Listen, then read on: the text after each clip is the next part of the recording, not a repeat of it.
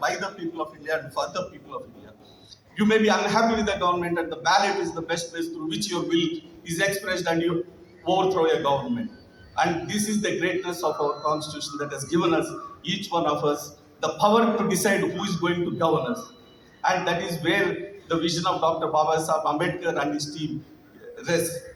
If you see the preamble of the constitution, Dr. B.R.Ambedkar starts, "We the people of India, having solemnly resolved to constitute India into a sovereign, socialist, secular and democratic republic, and to secure to all its citizens justice, social, economic and political, liberty of thought, expression, belief, faith and worship, and equality of status and opportunity, and to promote among all the dignity of the individual and unity and integrity of the nation."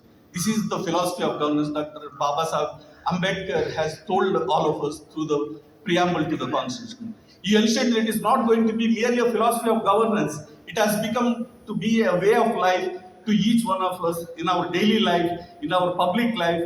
When we discharge our government duties, we have to ensure that we uphold all these rights and that there is no discrimination in government offices, in public offices. It's not merely a preamble meant for only for the government. It has to become a way of life for each and every one of us who is living today under the Indian Constitution. And another great thing Dr. B.R.Ambedkar did was that he wanted the dynamics of the society to be always reflected in the Constitution and in the governance of this country. We did not go for a rigid constitution like the United States.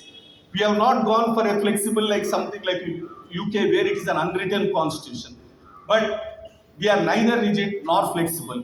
We have made certain provisions in the constitution very rigid that nobody can today change the preamble of the constitution.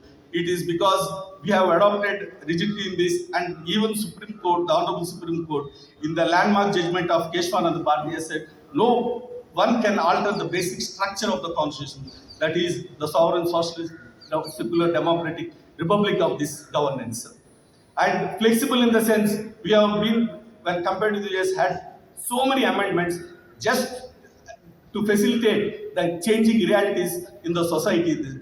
In fact, Harold Lasky, a famous English philosopher, he was one who understood the difference between a society and a state. But the real credit to Dr. B.R.Ambedkar, he perfected and knew where exactly the state's role and the society's role rests, and he wanted the balance between this.